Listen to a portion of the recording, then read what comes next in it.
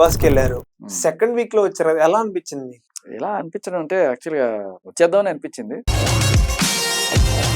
నా కోసం సపరేట్ గా చేయండి అని అడగలేను. ఫుడ్ ఒకటేనా ఇంకేమైనా ప్రాబ్లమ్స్ ఉన్నాయి? ముందే ఊహించేటండి సిచ్యువేషన్ ఏమైనా వస్తుందని ముందుగానే. అంటే అన్న మీకు ఎలా తెలిసింది అన్న ముందర వెళ్ళిపోదామని ఒక రోజు ముందర? ఆఖరి ఇద్దరు ఉన్నప్పుడు ఇద్దరు ప్యాక్ చేసుకోమని చెప్తారు. సో మనకేమనిపిస్తుంది అంటే తెలిసిపోతుంది ముందుగానే. మీరు ఇచ్చిన ఛాన్స్ ఆదిత్య గారు చాలా రోజులు యూజ్ చేసుకున్నారు. ఒక యా ఉండడానికి ఇంకో యా కారణం, ఆదిత్యకి సోనియా కారణం. ఆదిత్యాన్ని కూడా ఒక మాట అంది, నువ్వు పెద్దోడు కదా ఏం చేస్తున్నావు వెళ్ళిపోలే పో అని ఒక మాట అంది. అది జనాలందరికీ కూడా చిక్కుమని తగిలింది. మరి మీరు వచ్చేసిన తర్వాత చాలా మంది మీమర్స్ ఆగిపోయారు. మీకు ఇది ఎలా అనిపించింది బయటకు వచ్చారు? చచ్చిపోయిన తర్వాత నరకానికి వెళ్లే ముందు మనం చేసిన పాపాలు పుట్టుకున్నట్టుగా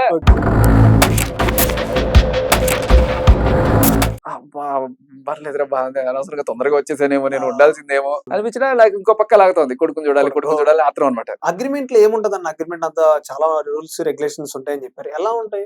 వాళ్ళంతటి వాళ్ళకి పంపించేస్తే పర్లేదు. దాంట్లో రిలీజన్ గురించి మాట్లాడకూడదు, క్యాస్ట్ గురించి. సోనీ ఉన్నంత కాలం వాళ్ళిద్దరు చెప్పినట్టే ఆడారు. వీళ్ళందరూ ఒక బ్యాచ్ కదా, సీరియల్ బ్యాచ్ అని, కన్నడ బ్యాచ్ అని, ఇలా రకరకాలుగా చెప్పి కన్నడ అనేది.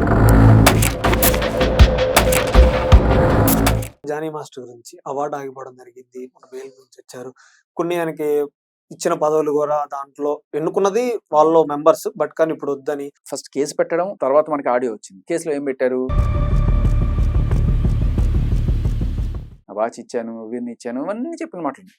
ఖచ్చితంగా ప్రేమ అంత అర్థం అవుతున్నప్పుడు అక్కడ పెట్టిన కేసు అంతా ఫాల్స్ కేసు అని చెప్పి మనకి అర్థం అవుతుంది.